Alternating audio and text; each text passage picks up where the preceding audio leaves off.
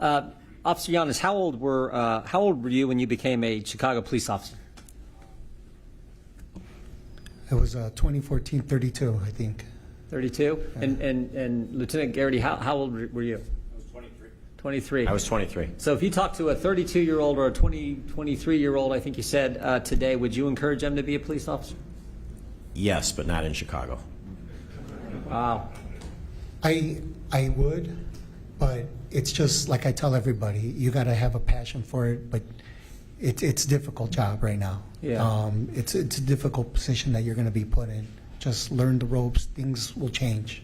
Yeah, but I think both of you testified earlier that so many officers are telling their sons and daughters, don't do it. Yeah, they're telling their kids not to join the Chicago Police Department. Yeah. I mean, there's parents there, you know. And many of them are families like yours where your dads were officers. It's you generational, became an right? officer. It's something that we do and something that we love to do, and so it's heartbreaking to not want to guide their children to the job that they were so proud of doing themselves.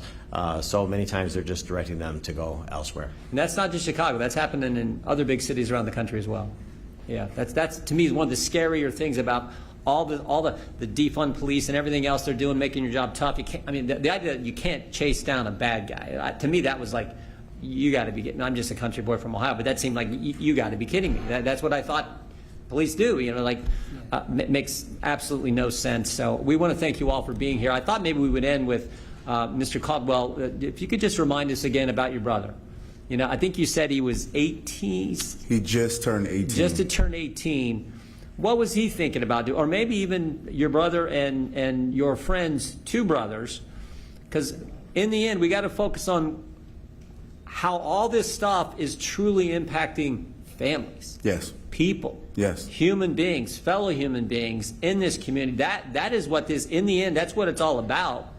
And so tell us, the last 2 minutes and 52 seconds, tell us about Christian or your friend's two brothers who were tragically killed as well. Christian was excited about college. That was his goal. As I mentioned previously, at 16, he wanted me to take him on a college tour outside of Chicago, which I did. There's so many like Christian in this town, so many good, innocent kids who just want to be afforded a life to live.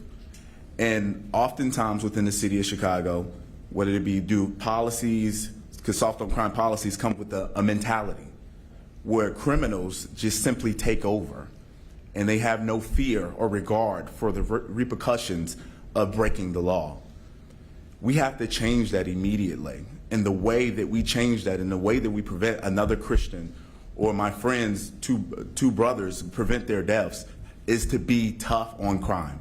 Law and order is the only way we're going to change the situation here in the city of Chicago.